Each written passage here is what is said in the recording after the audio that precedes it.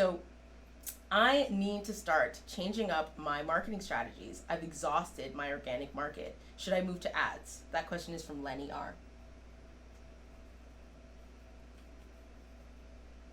You need to rewatch everything I just said.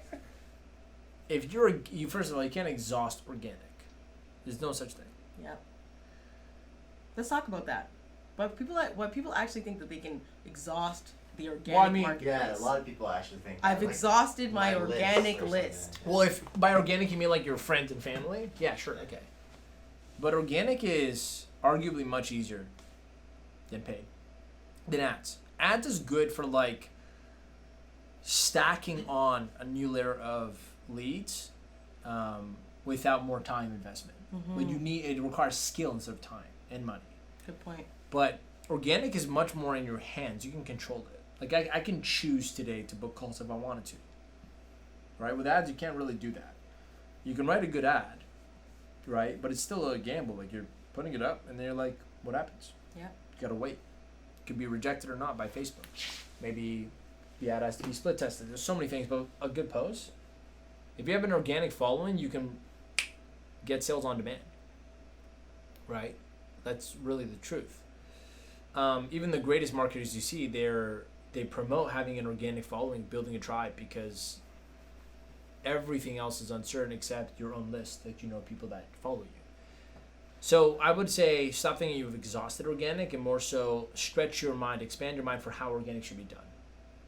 The second thing I would say is if your organic isn't doing well, your ads are going to do worse.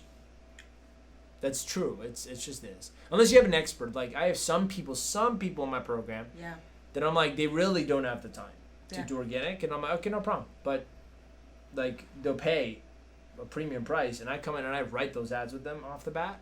So they do well. Yeah. Right? Yeah. And then it works because I'm bringing in so much of my experience. But if you're on your own trying it or you're hiring some nobody like doing it, that's a huge risk. Because if you can't even make a post that gets people to want to work with you, how are you going to run an ad and send it to people that don't know you at all? Mm-hmm. This is people that know you to some degree. Yeah. They can check out your Facebook. An ad, they can't. So you got to be either really good at copywriting or you have to have lots of results so that people go, this is real. Yeah. It takes way more. It's like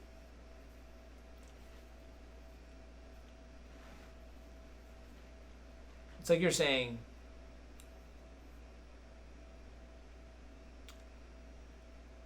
driving this sports car is really tough.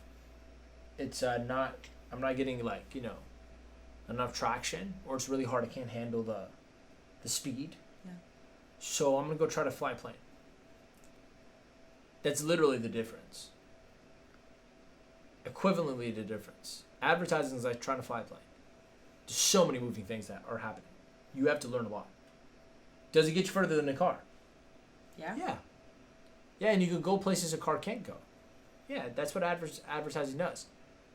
But don't underestimate the learning curve and the time invested and the money you must be able to lose first in order to make later.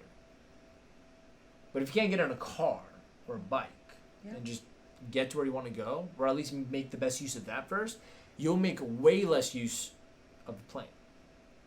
That's my answer. That's my final answer. I don't want to use my lifelines.